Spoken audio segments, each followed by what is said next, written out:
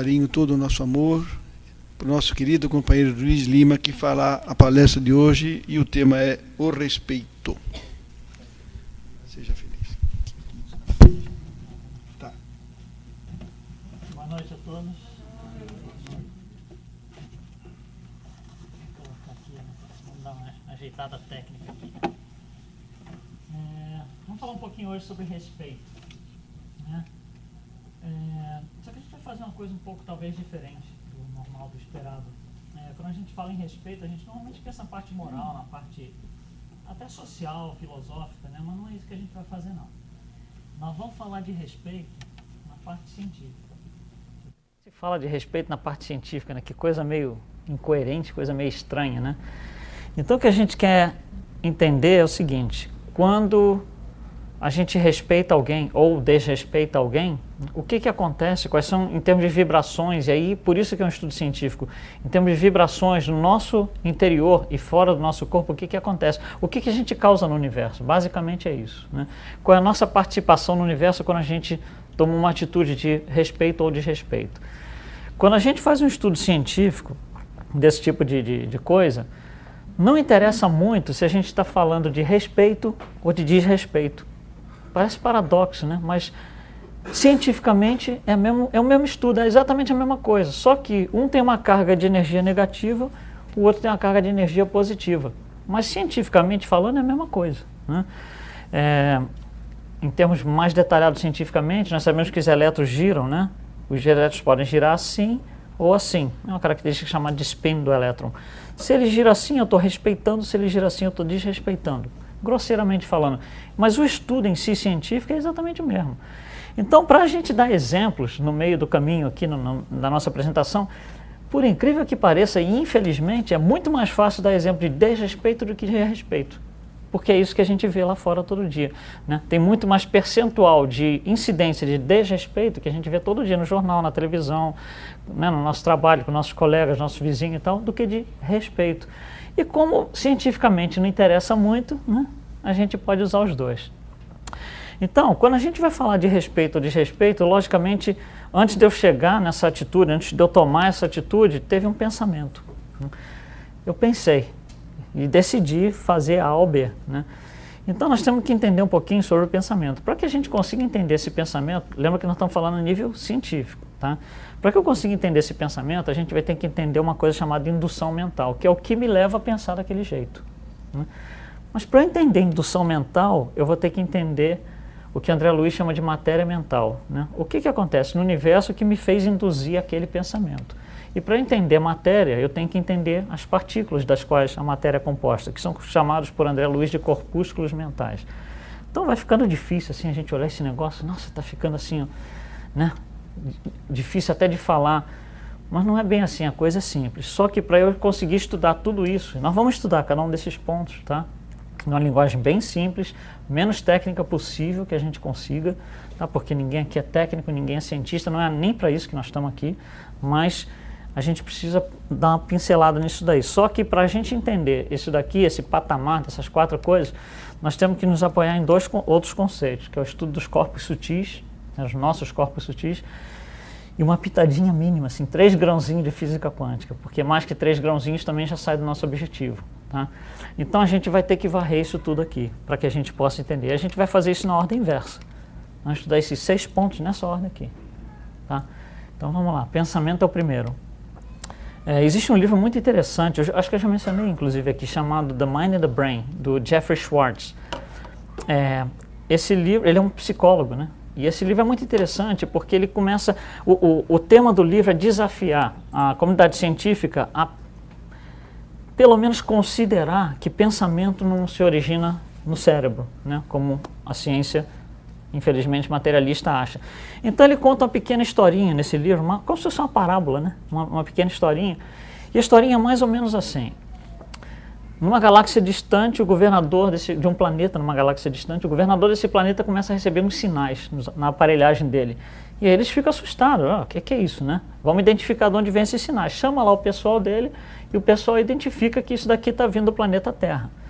E aí eles falam, não, mas nós temos que saber o que é isso, porque né, vai que é um ataque, alguma coisa assim, né? Então eles mandam um emissário para o planeta Terra. O emissário vem, passa o tempo que ele precisa passar aqui, faz as anotações dele e tal, e volta para lá. Quando ele chega lá, o governador pergunta, então, o que você descobriu? E ele fala, olha, eu descobri, os sinais estão sendo mandados por umas máquinas. Existem umas máquinas enormes de ferro, uns negócios assim, tipo uns guindastes, existe um monte de máquina, tudo de ferro. E o sinal vem daí. E aí o governador fala assim, não, tudo bem, mas quem construiu essas máquinas? Não, foram os homens que tem lá tem uns homens lá que construíram essas máquinas. Ele perguntou, mas de que são feitos esses homens? Não, são máquinas, esses homens são máquinas também. Ele fala assim, não, mas peraí, não está fazendo sentido. Como é que máquina constrói máquina? Esses homens devem ter alguma coisa que pensa, algum elemento pensante. Ah, não tem. É um cérebro. Ah, então, e de que é feito esse cérebro? Da mesma coisa que o resto do corpo, de carne. Cérebro feito de carne. E aí o governador pergunta, mas peraí, carne não pode fazer máquina. Não tem cabimento isso.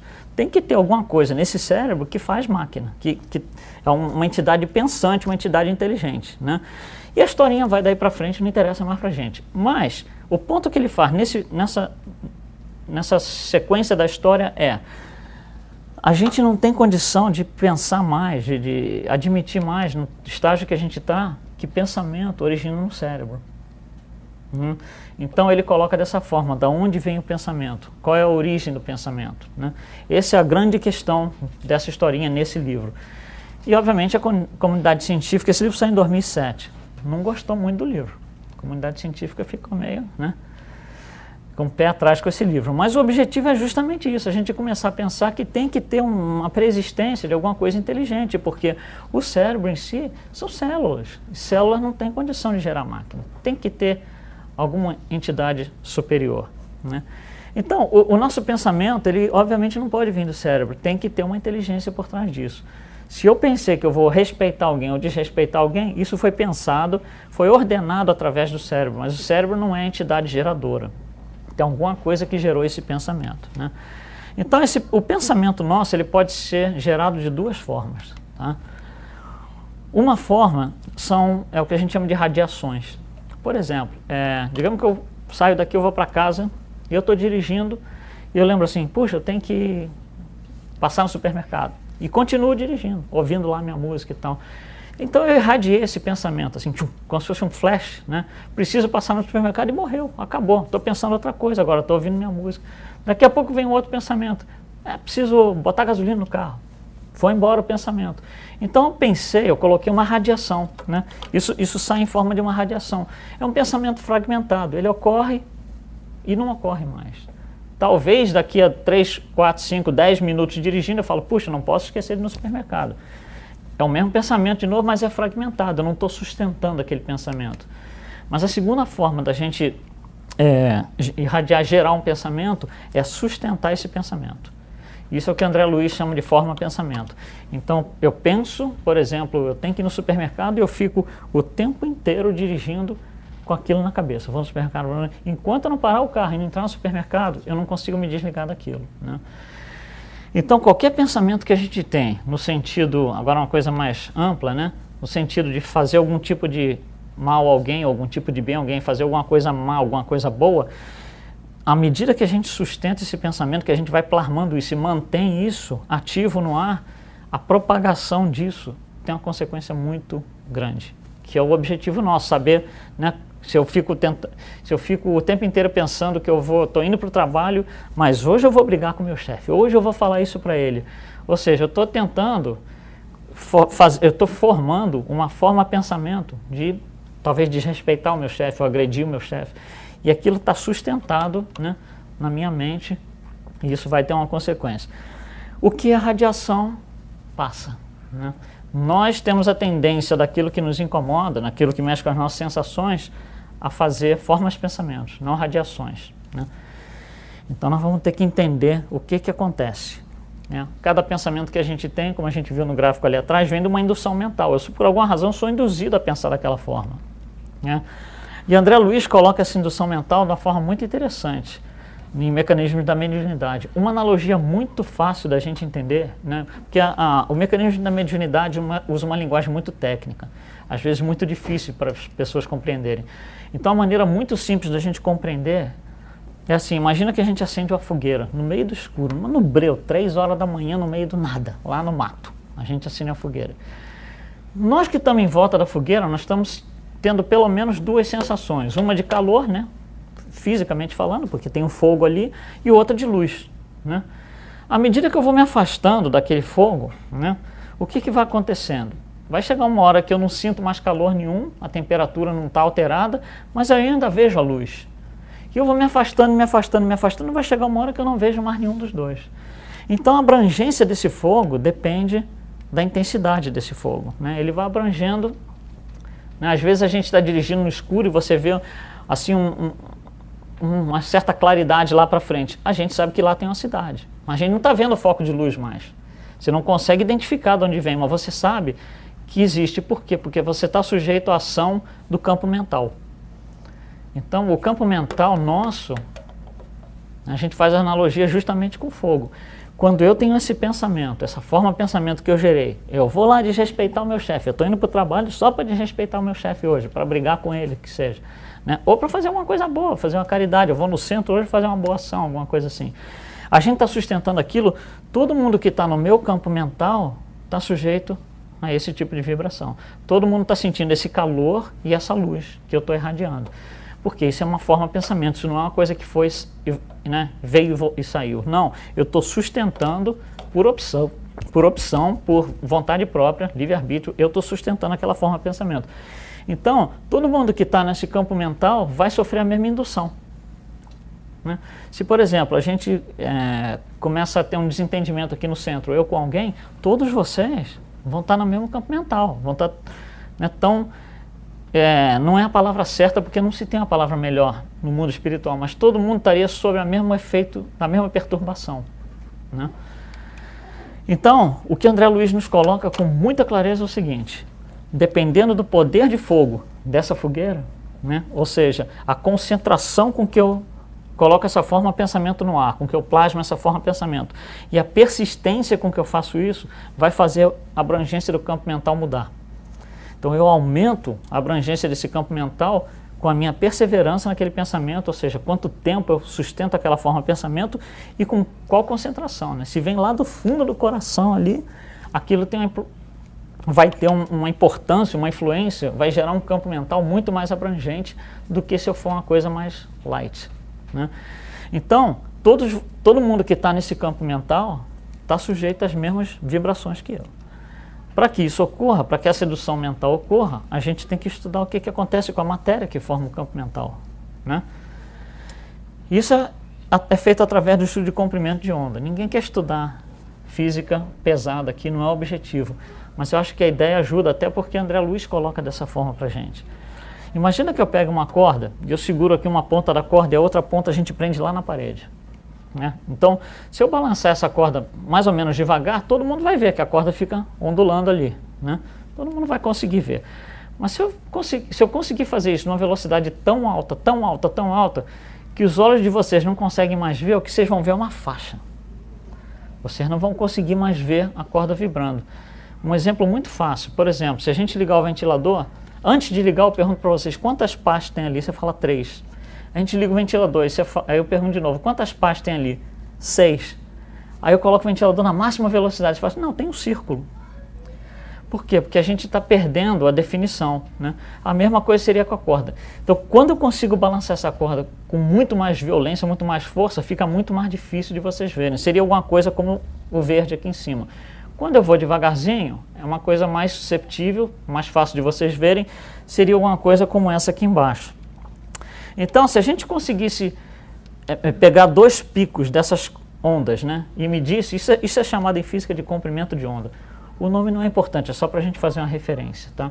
Então, o comprimento de onda aqui de cima é menor do que o comprimento de onda aqui de baixo. Isso dá para ver aqui no desenho, tá? Então, quanto mais rápida a corda, menor o comprimento de onda. E a gente vai ver que isso daqui é uma onda muito longa, né? Porque ela é muito grandona assim, né? Quando eu faço devagarzinho aqui, ela é uma onda muito grandona, uma onda muito longa. Quando eu vou muito rápido, ela é uma onda muito curta. Não sei se vocês lembram, quem sabe pelo menos, nos anos 70, né, foi muito comum um rádio chamado rádio de ondas curtas, né? Não se tinha internet, não tinha nada disso. E que esse rádio de ondas curtas fazia, por exemplo, você estava aqui, comprava na loja um rádio de ondas curtas e você pegava a estação do Japão, da França, da Europa, né? Sem nada, um radinho comum de pilha, radinho de pilha mesmo. Então, depois veio o FM e tudo mais. Mas e o que era isso? Eram ondas transmitidas desse tipo aqui, era uma vibração tão alta, tão alta, tão alta, tão alta, que o alcance é muito grande. Então o segredo dessas ondas muito rápidas, né? Essas ondas muito rápidas é o alcance que elas têm. Elas vão muito longe. Elas vinham da Europa para cá com a maior tranquilidade. As ondas longas, elas têm muita dificuldade de propagação, elas morrem logo, elas não vão muito longe. É o caso do FM, por exemplo. Por isso que a gente precisa de retransmissora de FM e de celular a cada 30 milhas, no máximo. Porque ele não vai mais do que isso. A onda morre, porque ela é uma onda muito longa, muito pequena. Aliás, muito longa. Então, em termos saindo um pouco fora da física, em termos mais etéricos, falando assim, isso daqui significa o seguinte: se eu conseguir, se o meu pensamento gera uma onda desse tipo, ele vai muito mais longe. O alcance dele é muito maior. Se o meu pensamento é alguma coisa assim, o alcance dele é muito pequeno. A influência dele é muito pequena. Quando que acontece um, quando que acontece outro, né? Quando eu penso. Aí começa a ficar interessante. Porque olha só, quando as vibrações são muito rápidas, né, são muito altas, as ondas são muito curtas, as vibrações são muito altas. Claro, imagina a corda, ela está vibrando muito rapidamente, né? Quando as ondas são muito longas, as vibrações são extremamente baixas. O que nós sabemos é o seguinte: quanto mais altas essas vibrações, mais difícil é da gente entrar nesse campo. Tanto é que em vibrações muito altas, ou seja, ondas muito curtas, nós não temos nem acesso a isso. Isso é para as legiões angelicais. Isso é para os espíritos angelicais. A gente não consegue chegar aqui, a gente não tem essa capacidade de captar essas ondas ou gerar essas ondas. Está fora da nossa praia, né? Idem para o lado de cá, né? Essas ondas extremamente longas, de vibração muito baixas, é onde estão os animais, né? Tem os pensamentos fragmentados. O macaco pensa ali alguns segundos e não pensa durante 2 meses. Aí pensa mais um pouquinho e não pensa durante 2 semanas. E fica fragmentado. Não é pensamento contínuo que nem o nosso, né? Mas aqui no meio, né, essas ondas que não são nem muito curtas, nem muito longas, aí estamos nós. E André Luiz classifica, né, em 3, para efeito didático inclusive, né, para que a gente possa entender, ele classifica em 3 subgrupos, né? Então as ondas, dentro da nossa capacidade, a nossa capacidade é só isso aqui, tá? Dentro da nossa capacidade, as ondas, as vibrações mais altas que a gente consegue gerar são aquelas que trazem uma emoção profunda. Quer dizer, você está fazendo a coisa do fundo do seu coração, como a gente fala em linguagem popular. As vibrações mais baixas são as vibrações básicas, que vão simplesmente manter o metabolismo andando. É a marcha lenta do carro. O carro está ligado, mas não está fazendo nada, né? Ele simplesmente está se mantendo ligado, né? Então, vamos dar uma pincelada nisso daqui, vamos estudar, porque o caminho do entendimento é justamente por aqui. Então, olha só. Quando a gente pensa em vibrações básicas, isso é a marcha lenta do carro, né? Ele está simplesmente se mantendo. A gente está falando aqui de corpúsculos mentais. O que são esses corpúsculos mentais? É o que compõe a matéria mental. São átomos. São átomos, né? Átomos mentais, como diz André Luiz, mas são átomos. O estudo desses átomos, do lado espiritual, é exatamente o mesmo do nosso lado, nos diz André Luiz. Se a gente entender o que acontece no nosso mundo com os nossos átomos, nós entendemos exatamente o que acontece lá. Então é muito fácil a gente estudar, porque a física nos dá muita informação sobre isso, principalmente a física quântica. Então, eu quando vou atuar em cima de um átomo, tem 3 maneiras de eu fazer isso. E olha só que coincidência, André Luiz nos diz que tem 3, né, grupos que a gente pode fazer. Eu posso fazer um átomo vibrar, isso é tudo baseado em vibrações, como a gente sabe. Eu posso fazer o átomo vibrar como um todo, como se ele fosse uma coisa inteira. Então eu faço o átomo inteiro vibrar, com tudo que tem dentro dele. O que tem dentro dele? Elétrons, prótons e tudo mais, nêutrons. É como se aquilo lá fosse um conjunto só para mim, né? Imagina uma laranja. Eu peguei a laranja e balancei a laranja inteira, não a sementinha que está lá dentro, não o suco que está lá dentro. Eu peguei e balancei a laranja inteira. Então essas vibrações, André Luiz fala que são vibrações básicas, né? São aquelas que simplesmente mantêm o corpo biológico funcionando ligado, né, ao espírito. Mais nada. Não estou fazendo nada, não estou prejudicando ninguém, não estou fazendo bem para ninguém. Simplesmente me mantendo vivo, né, em termos biológicos. Mas, à medida que a gente vai colocando emoções e sensações em cima dessa vibração, a gente começa a engrenar primeiro no carro, né? Aí a coisa começa a mudar de figura. A nossa participação no universo começa a mudar, né?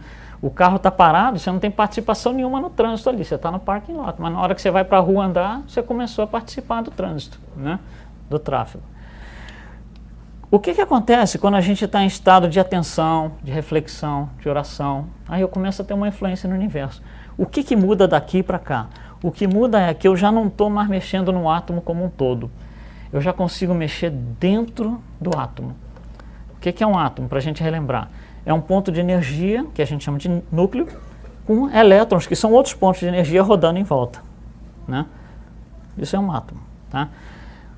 Nesses estados de atenção, reflexão, prece, concentração, a gente consegue vibrar o elétron.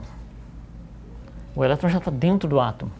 Então, olha aqui, eu coloquei um desenho aqui, em que no meio, ali as bolinhas do meio, é o núcleo do átomo, né? E tem um elétron que está girando em volta do átomo. O que acontece? Isso vem da física, isso não é André Luiz. Isso é física comprovada por anos e anos e anos. O que acontece quando alguma coisa faz um elétron vibrar? Esse elétron começa a circular numa órbita diferente. E assim vai. Quanto mais eu faço ele vibrar, mais ele vai saindo para outras órbitas. Tudo bem.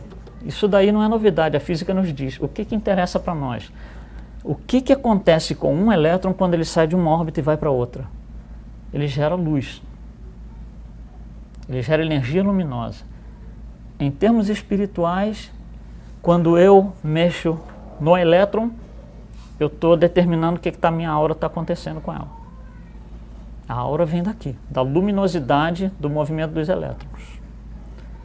Então o que acontece? Se a minha aura não está muito boa, né, quem tem condição de medir quirligrafia e coisas do tipo, significa que eu estou mexendo esses átomos numa posição que não é muito favorável, né, ao universo onde eu estou, ou pelo menos ao ambiente onde eu estou, né?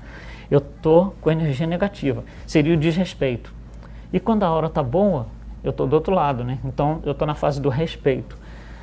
Mas o que acontece é que, de qualquer forma, eu tenho capacidade, com o meu pensamento, de pegar os átomos do fluido cósmico universal, entrar lá dentro e dizer, eu quero mexer esse elétron aqui. Somos nós com o nosso pensamento. Olha o poder que isso daí é, olha a abrangência que esse negócio vai.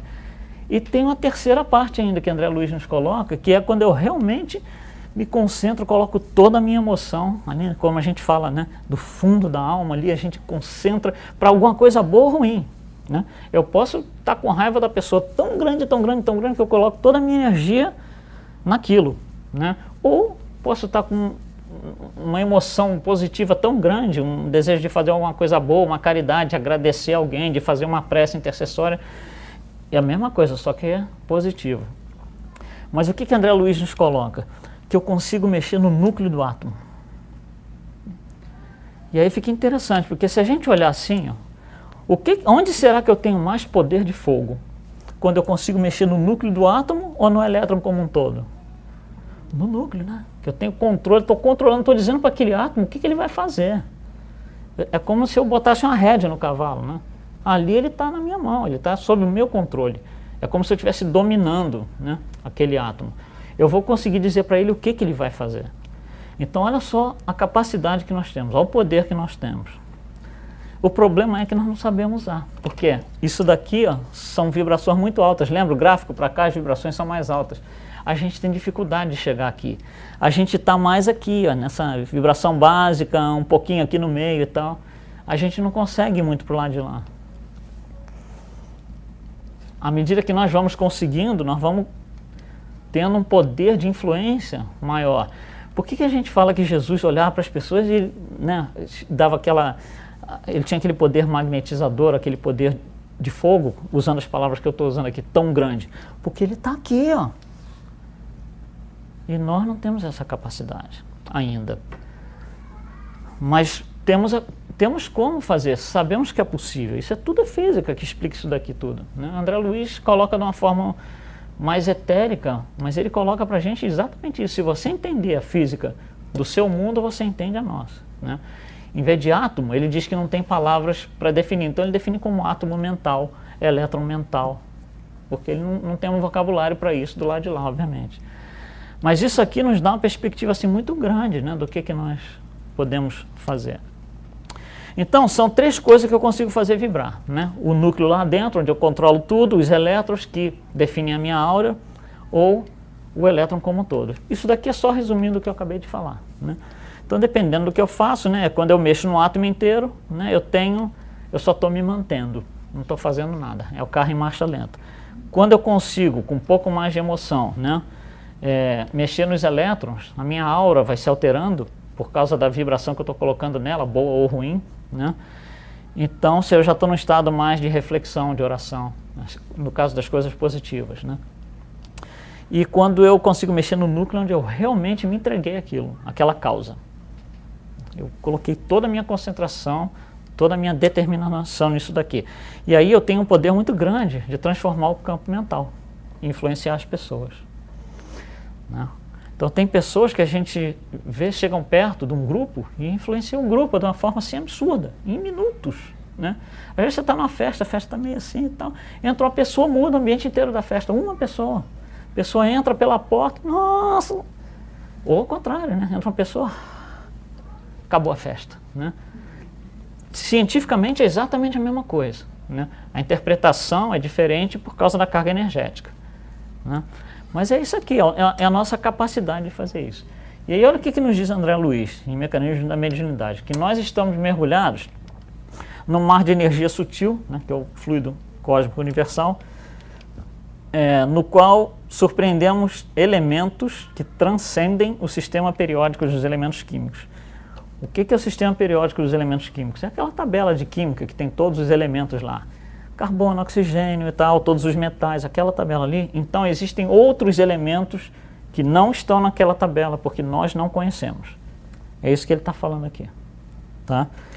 Então a gente só consegue entender até onde a gente consegue captar esses elementos. Tem coisa que a gente ainda não consegue explicar, a ciência não consegue explicar, porque tem outros elementos que ainda não foram detectados, então a gente obviamente não tem condição de entender o que eles fazem.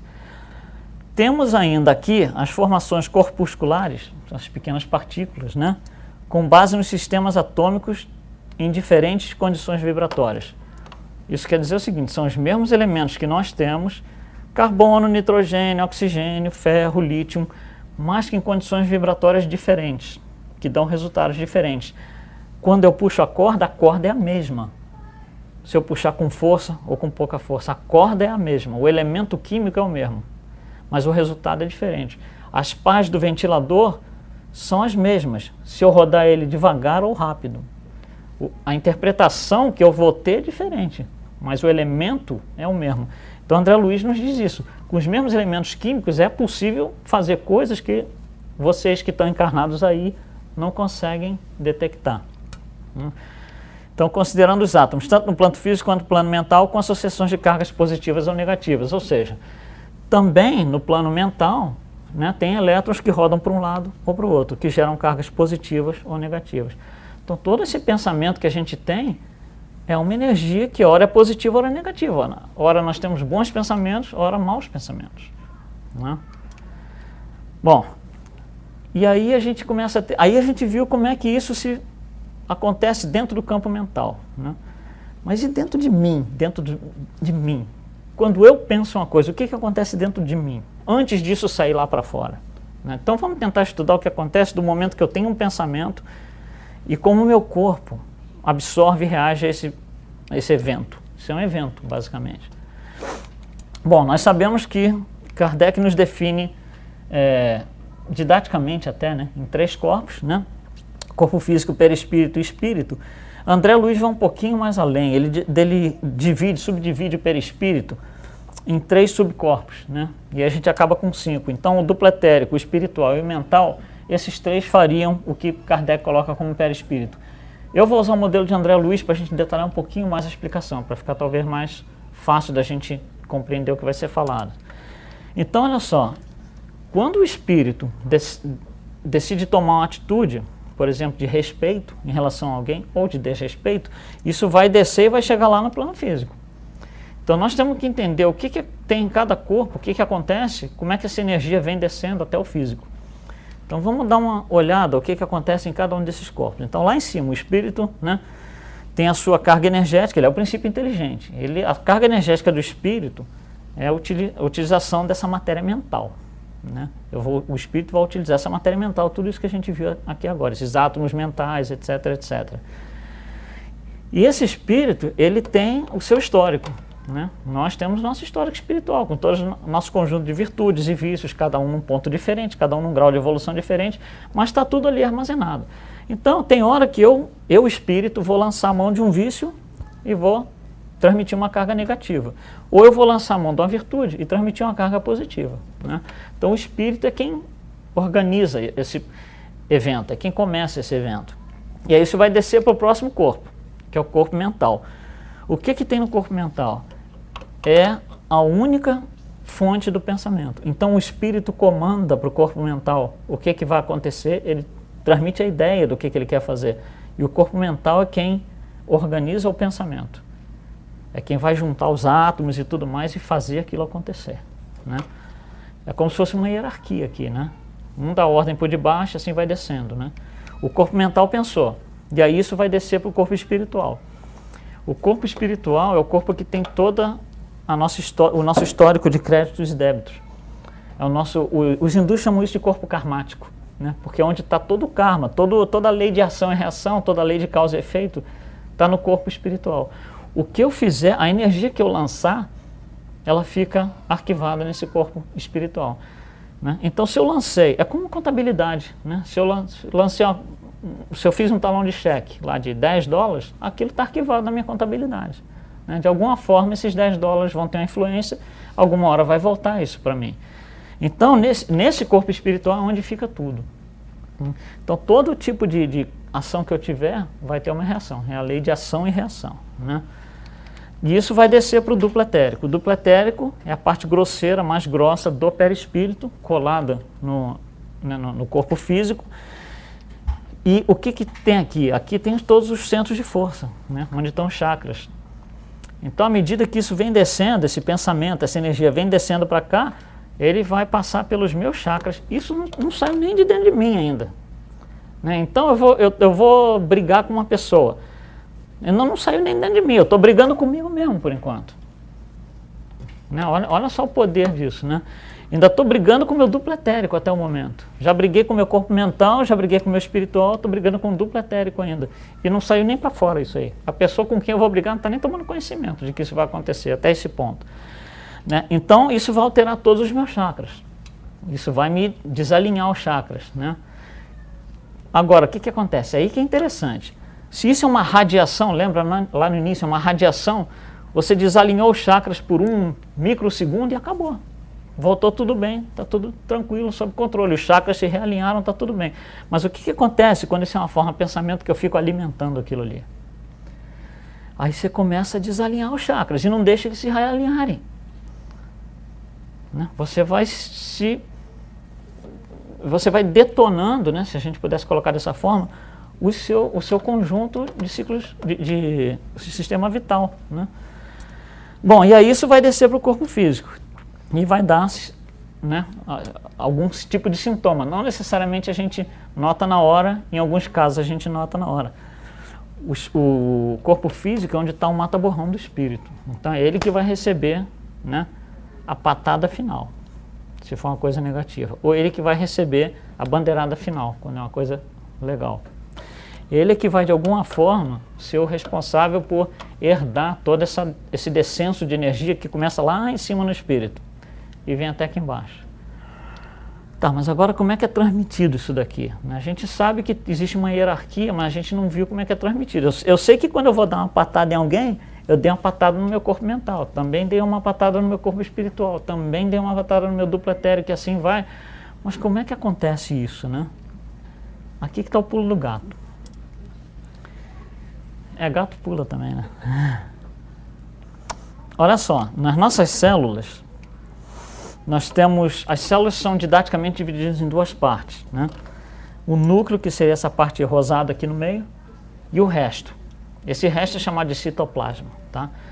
Dentro desse citoplasma tem um monte de coisa, um monte de coisa. Nós não estamos interessados em nada mais, estamos interessados em uma das coisinhas que tem aqui dentro, né? Que são essas coisinhas alaranjadas, são chamadas de mitocôndrios ou mitocôndrias. As duas formas são válidas em português. O que é esse mitocôndrio? Nós estamos falando dentro de uma célula. Uma célula. Nós somos 70 trilhões de células. Nós pegamos uma, estamos estudando uma célula. A mitocôndria é quem faz o metabolismo da célula. É como, por exemplo, o sistema digestivo faz o metabolismo do corpo inteiro, né? Então seria alguma coisa desse tipo. O que ela faz? Ela recebe alimento, que pode ser água, alimento físico, sólido, né? Elementos químicos e oxigênio, e transforma em energia. Isso aqui é o metabolismo. Então, cada célula tem um monte de mitocôndria. Nem todos os grupos de célula têm o mesmo número de mitocôndrias. Por exemplo, células do fígado têm muito mais mitocôndrias do que células da pele. Células do coração têm muito mais mitocôndrias do que célula do rim. Não é um padrão. O padrão é por grupos, né, por órgão. Mas o que interessa para a gente hoje, como espíritas, é saber que essa mitocôndria, o que ela faz? Ela pega energia que entra, ela pega elementos de sustentação, né, e transforma em energia. Tá? É isso que faz a mitocôndria. Bom, aí vem André Luiz e dá o pulo do gato. Ele diz o seguinte: por intermédio das mitocôndrias, né, são esses elementos transformadores de energia, a mente transmite ao carro físico que se ajusta. O que é o carro físico que se ajusta? Né? É o corpo físico. Então, através das mitocôndrias, a mente transmite ao corpo todos os seus estados felizes ou infelizes. Desde o estado mais infeliz que você pode estar, até o estado mais feliz que você pode estar, e tudo no meio. Tudo que está no meio. Então, se você está sintonizado na rádio vingança, você está recebendo um comando do seu espírito, a mitocôndria está recebendo um comando do espírito dizendo assim: olha, você vai fazer o metabolismo da célula em modo vingança hoje. Ou você vai fazer o metabolismo da célula em modo caridade. Tá? É como se fosse o tempero, né? O tempero desse metabolismo vem do espírito. O espírito é que diz para cada uma das 70 trilhões de células do organismo como o metabolismo vai ser feito. Um exemplo fácil. Você come 3 vezes por semana, digamos aí, arroz, feijão, batata frita e bife. E o metabolismo é sempre o mesmo. Basicamente, né, o metabolismo é o mesmo. Mas um dia, 10 horas da manhã, você tem uma tremenda briga com seu marido, com a sua mulher. E aí você vai almoçar. A mesma coisa, naquele dia o almoço não cai bem. Não cai bem. Por quê? Porque o metabolismo não está sendo igual dos outros dias. E por que não está sendo igual dos outros dias? Porque o tempero não é o mesmo. Alguém está dizendo para o espírito: ó, hoje você está com raiva. Você vai fazer o metabolismo com raiva hoje. Porque você acabou de brigar com fulano, com citano. Não sei se está dando para entender. Aqui é o pulo do gato, está lá em Evolução em Dois Mundos. Então, a célula recebe, né, esses estados felizes até infelizes, e tudo que está no meio, equilibrando ou conturbando o ciclo. Depende do estado, né? Equilibra ou corrompe o ciclo de energias, né? Então, olha só o poder que nós temos de fazer um mal para nós mesmos. Basta querer fazer mal para alguém. Ou, melhor ainda, olha o poder que nós temos de fazer bem para nós mesmos. Basta fazer bem para alguém. Porque antes do bem sair, nós não saímos do corpo ainda, hein? Não saímos do corpo ainda. Ainda estou na célula. Não saiu. A pessoa para quem eu vou fazer o bem ou o mal não sabe ainda. Não saiu do corpo ainda. Mas eu já me fiz aquilo. Né? E aí a gente continua. Bom, essas mitocôndrias são células que nós temos, tem todas as células do corpo, mas as células do cérebro tem uma coisa a mais que as outras não têm, que são os neurônios, né? Então, nos neurônios, a coisa é mais complicada e muito mais poderosa também. Isso daqui seria um desenho de um neurônio. O que interessa para a gente hoje aqui são só duas coisas. Ele tem esses galinhos aqui, tá? São chamados dendritos ou dentritos, as duas versões são válidas em português. Esses dentritos são captadores de sinal de eletricidade. E do outro lado nós temos esses axônios, né? Os nomes não são importantes. O que interessa saber para a gente é o seguinte, que esses neurônios eles se justapõem uns aos outros. Então os dendritos de um juntam no axônio do outro e vai formando uma rede. Como se eu tivesse pequenos pedacinhos de fio que eu vou juntando e fica um fio grande, aí eu consigo transmitir uma carga elétrica ali, um sinal, né? Então é isso que as células neuroniais fazem. Então elas têm lá no meio, elas têm o núcleo, como qualquer outra célula, com mitocôndria, com tudo mais. Elas têm tudo isso, mas elas têm mais, elas têm esses dendritos que as outras células do corpo não têm, né? Bom, o que são esses dendritos, né? Nós vamos ter que ver. Se a gente colocasse um microscópio gigantesco nesses dendritos, eles são pequenos tubos, como isso aqui que está. Isso é uma ilustração utilizada na medicina. Então são pequenos tubinhos assim. Então um monte de dendritos que a gente vê lá, aqueles negócios verdinhos lá no canto, são um monte desses tubinhos assim. É como se eu tivesse vários canudos assim, né, apontando para cima, esperando uma conexão, né, com outros neurônios. Então é como se a gente tivesse vários canudinhos aqui, esperando assim. E aí a ciência nunca deu muita importância nisso, até que em 2007, um autor americano, muito conhecido ele, chamado Jeffrey Settenover, aqui nos Estados Unidos, ele publicou um livro chamado, eu não sei se tem em português, chama The Quantum Brain, o cérebro quântico, eu não sei se tem em português tradução. Mas o que ele fala nesse livro é o seguinte, quando você observa a fecundação, né, fecundou, você tem uma célula, né, antes da primeira divisão, antes de virar duas. Então você fica observando aquilo no microscópio. E tem uma dança ali que a gente não sabe direito o que é, a ciência não conseguiu explicar. Tem uma dança de elementos, ele coloca de uma forma assim bem genérica. Mas de repente ele vê que tem um monte de tubinho que se prepara para receber alguma coisa. Fica assim tudo empinadinho. De repente os tubinhos somem e aparecem duas células. E a ciência não consegue explicar isso. E ele fala, esses tubinhos são esses microtúbulos, né, que é a pontinha do dendrito. Tá? Deu para entender o que faz esse dendrito? Deu para entender? Agora vamos para... Não, porque... Agora vamos ver o que André Luiz fala sobre esses dendritos, né? Eu estou falando isso por alguma razão. Vamos ver o que André Luiz fala sobre esses tubinhos, esses canudinhos, aguardando uma conexão, né? Bom, aí vem André Luiz e diz assim, ele está falando nas células neuronais, tá? Acha-se o núcleo cercado de protoplasma em que há mitocôndrias e outras coisas, hoje para a gente não interessa, e um pigmento ocre, isso dentro lá, né? Estritamente relacionado com o corpo espiritual. Aí a gente pensa assim, peraí, eu sou um cientista, eu estou analisando isso aqui, eu estou olhando no microscópio, como é que eu vou ver um corpo espiritual no microscópio? Não vou ver. Então, por definição, eu, cientista, já me perdi ali, que eu já não consigo explicar um monte de coisa que eu não consigo ver, tá? E André Luiz nos fala, esse pigmento ocre está estritamente relacionado com o corpo espiritual, de função muito importante na vida do pensamento. Então tem alguma coisa na célula que está diretamente ligada ao pensamento. É isso que ele está falando aqui. Aumentando, ou seja, o pigmento aumentando consideravelmente na madureza e na velhice. Então, o que a gente entende aqui é que, à medida que a idade vai chegando, a pessoa amadurece o seu pensamento, porque a capacidade de receber pensamento e comando do cérebro aumenta, né? Isso se traduz em madureza. Ou velhice, conforme vocês queiram usar. A gente usa a palavra velhice num sentido meio pejorativo, errado, né? Mas olha só o que acontece. Esse pigmento está lá nas células, mas ele tem conexão com o corpo espiritual.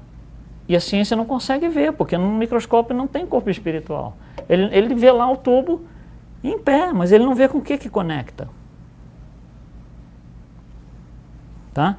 E aí continua André Luiz. Então, além dessa substância aqui, desse pigmento ocre, além disso, tem outra substância que é invisível na célula em atividade. Novamente, invisível, você olhou no microscópio e você não viu. Tá? Invisível na célula, a atividade é espalhar-se no citoplasma e nos dendritos. O dendrito está lá o canudinho esperando alguma coisa, né? São as anteninhas, né? Facilmente reconhecíveis por intermédio de corantes básicos.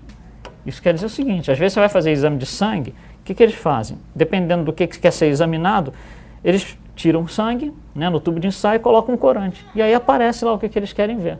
Porque é uma maneira fácil de revelar a existência de alguma coisa. Isso é muito utilizado em química, em biologia molecular. Então aqui é a mesma coisa. Quando a ciência pega esses dendritos e coloca um corante, aparece alguma coisa que antes não aparecia. E isso prova para a ciência que existe alguma coisa ali. Que a ciência ainda não sabe o que é, mas prova para eles que tem alguma coisa ali que a gente como cientistas não sabe ainda o que é, né? Então, reconhecido por corantes, quando a célula se encontra fixada, essa substância representa alimento psíquico. Ou seja, essa substância é a que entra pelo canudinho. A substância que entra pelo canudinho, pelos dendritos, aurindo pelo corpo espiritual. Ou seja, ela está espalhada no corpo espiritual, que é onde está a lei de ação e reação. Então, se a minha lei de ação e reação é eu briguei hoje, eu estou com raiva, o que vai passar para o dendrito? Qual a informação que ele vai receber? Estou com raiva. Então, os neurônios estão recebendo um comando de uma entidade superior, dizendo, olha, vocês estão com raiva, como um general.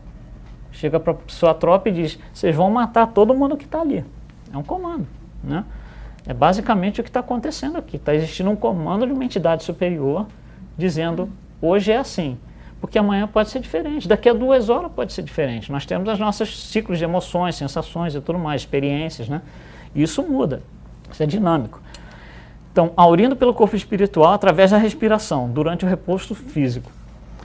Ou seja, enquanto a gente está dormindo, descansando, é onde circula toda essa alimentação.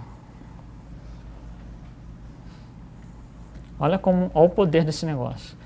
Então essa conexão toda nossa com o nosso espírito, né, nossa que eu digo dos nossos neurônios, essa conexão dos nossos neurônios físicos com o nosso corpo espiritual é feita através dos dendritos. A ciência sabe que eles estão lá, sabe que eles ficam em pezinho esperando alguma coisa, mas não vê nada acontecer, né, porque isso não está no microscópio, né. Mas André Luiz nos diz exatamente o que quer dizer isso. Daqui já dá para sentir o poder de fogo que a gente tem, né? Então isso tudo, eu só pensei em fazer alguma coisa, mas eu ainda nem fiz. Tudo isso aconteceu no meu corpo e a pessoa que vai ser, né, agraciada ou vítima do que eu vou fazer, não tem nem noção. Isso tudo já aconteceu no meu corpo. Então olha só, né? Bom, agora vamos sair do corpo. Agora vamos colocar isso para fora, essa energia, por exemplo, esse desrespeito, essa agressão, ou esse amor, essa caridade para fora. A propagação disso é explicada pela física quântica. E isso a física quântica domina hoje. A gente não dá para ficar falando muito em física quântica, primeiro porque assusta muitas pessoas, e segundo que não tem necessidade. Então, o que a física quântica, os físicos quânticos descobriram, quando eles descobriram, eles explicaram para eles, entre si, de uma certa forma, que ficou fácil entender. É desta mesma forma que eles explicam para nós, que somos leigos no assunto, né? E não precisa ter medo, porque é pura e simplesmente bom senso, né? Então, eu vou mostrar aqui qual é essa explicação para a gente entender. É muito simples a gente entender se a gente for com calma. Quando você pega, por exemplo, um monte de bolinha de ping-pong e dá um tiro lá atrás num quadro, mas coloca uma fenda no meio, né? É bom senso nosso que vai dar uma coisa daquele tipo, como a gente vê o quadro no fundo, né? Se tem uma fenda no meio, né, no quadro lá no fundo vai refletir, porque todas as bolinhas vão passar ali, né? Quando você coloca 2 fendas, também bom senso, a gente espera o quê? Que fiquem 2, né, listas de bolinhas, de incidência de bolinha lá no fundo. Até aí é bom senso, né? O que os físicos quânticos descobriram é o seguinte: quando você pensa, tudo que não está no plano físico, tudo que tem ação fora do plano físico, não funciona como partícula convencional, como bolinha de ping-pong, como bolinha de gude. Não é assim. São ondas, né? O pensamento são ondas, se propaga em ondas. Então o que os físicos quânticos fizeram? Olha, vamos pegar esse negócio que a gente fez aqui, né? Dar um tiro com uma fenda e com 2, Só que em vez de bolinha, vamos colocar uma onda e ver o que acontece. Então vamos colocar uma onda de uma forma mais simples primeiro para a gente entender. Vamos colocar uma onda de água, porque é mais fácil a gente visualizar. Então se eu colocar uma onda de água passando numa fenda, olha só, é boa intuição isso aqui, né? Vai ter uma incidência maior no meio, né? E à medida que você se afasta do meio, a incidência é menor. É bom senso, né? Não tem nada de especial aqui. Tá? Então isso para a gente é completamente esperado isso. Quando você coloca uma segunda fenda, aí a coisa começa a mudar de figura. Já não funciona como as bolinhas de ping-pong. Olha só. Você pega uma onda e coloca. Quando ela passa nas fendas, elas se multiplicam. Só que tem interferência de uma com a outra. Tem horas que elas se ajudam, tem horas que elas se prejudicam. Então, o quadro lá no fundo, a incidência, fica alguma coisa desse tipo, olha só. Então, olha só a diferença. Quando você estava com bolinha de ping-pong, duas fendas davam duas listas só, e o resto do quadro inteirinho intocado, preto. Quando você propaga ondas, o que acontece? O quadro fica quase todo cheio. E aí os físicos quânticos falaram assim, agora vamos fazer experiência real, porque pensamento não é água, mas pensamento é onda. Então a gente sabe como é que funciona a onda. Agora vamos para o laboratório e vamos trabalhar com onda real. Onda real para eles é elétron, né? É átomo. Então o que eles fizeram? Foram para o laboratório, pegaram exatamente o mesmo modelo, só que o tiro agora não é com bolinha de ping-pong, é com um canhão de elétrons.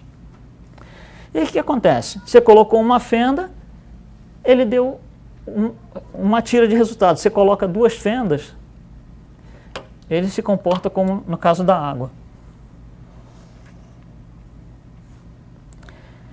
Isso aqui é o nosso pensamento.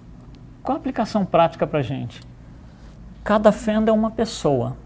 Se eu estou pensando mal de alguém e tem uma segunda pessoa pensando mal de alguém, a pessoa é o quadro preto.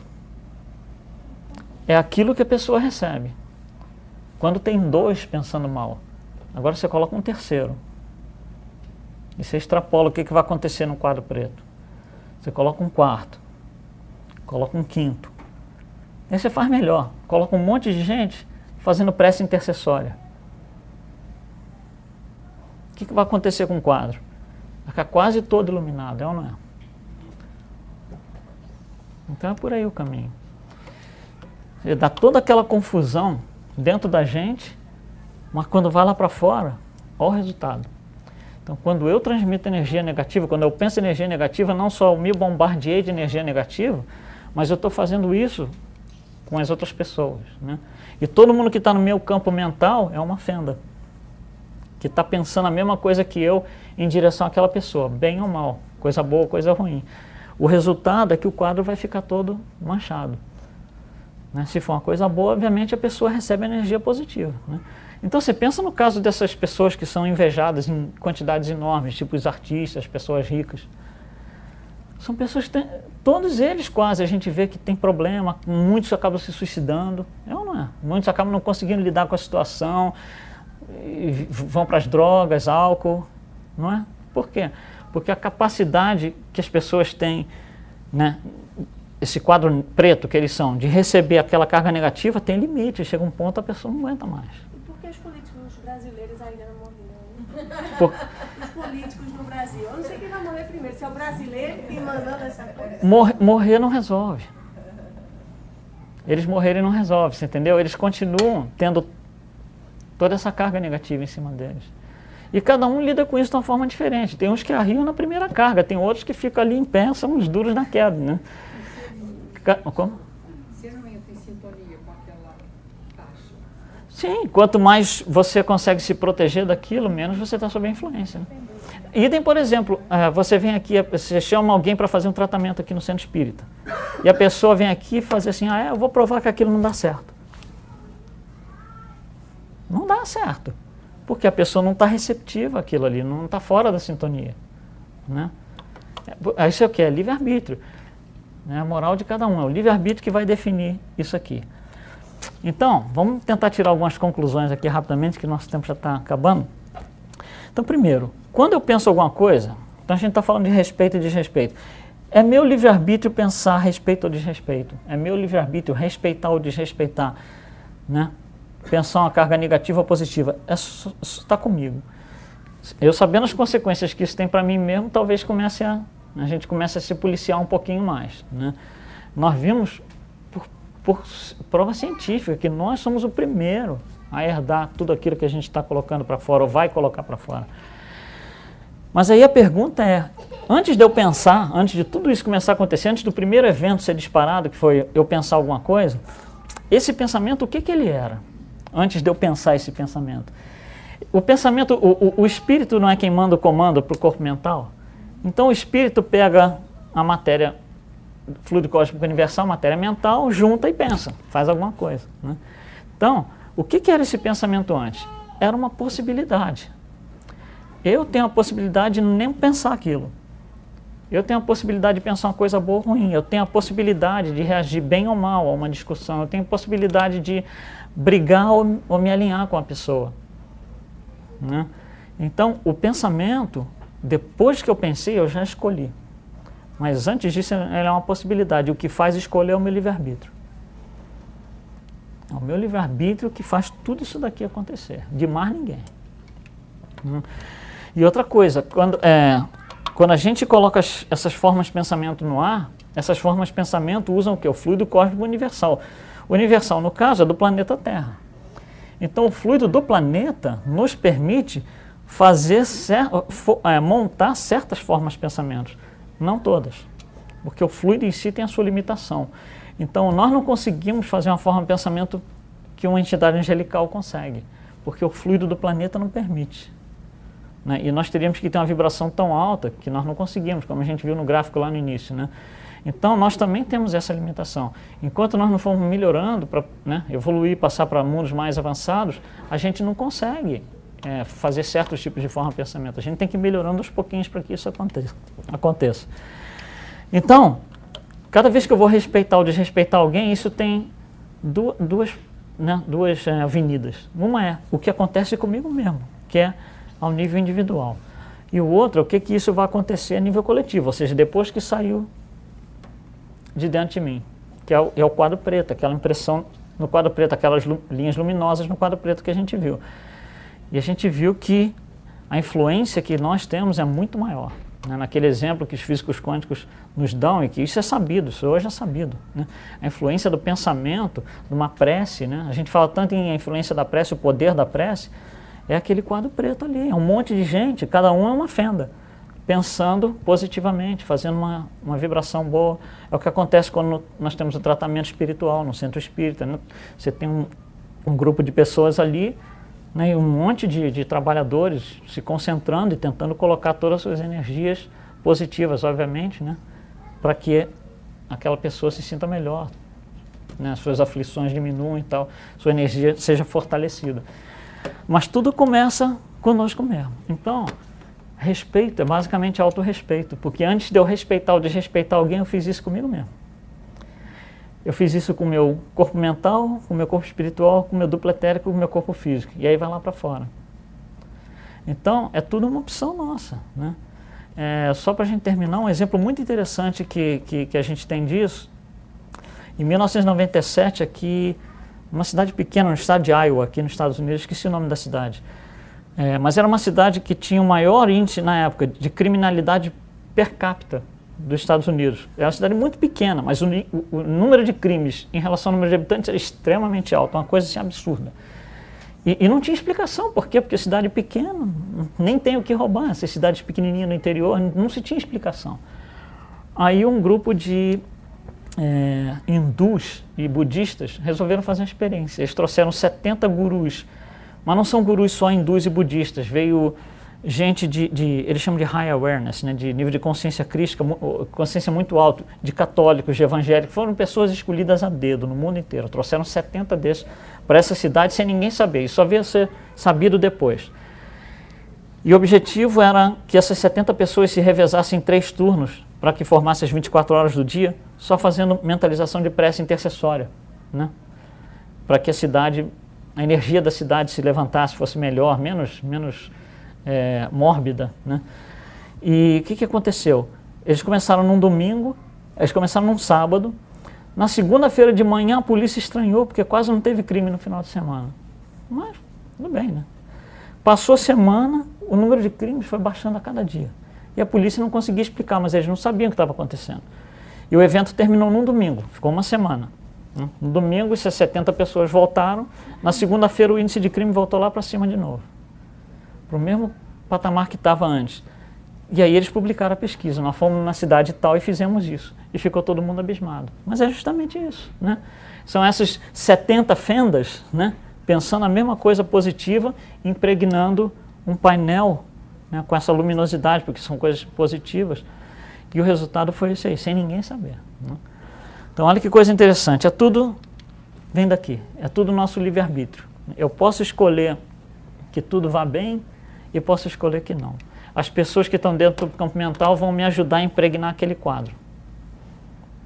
Então, você não gosta de alguém, você fala mal daquela pessoa, você desrespeita aquela pessoa, você não precisa ser na cara da pessoa, você vai falar por trás, é o que a gente chama de maledicência em linguagem espírita, né? E tem outras pessoas te acompanhando, aquela pessoa está recebendo aquilo ali. Tá? Então, era isso aí que a gente queria trazer para vocês hoje. Obrigado, boa tarde a todos. Boa noite.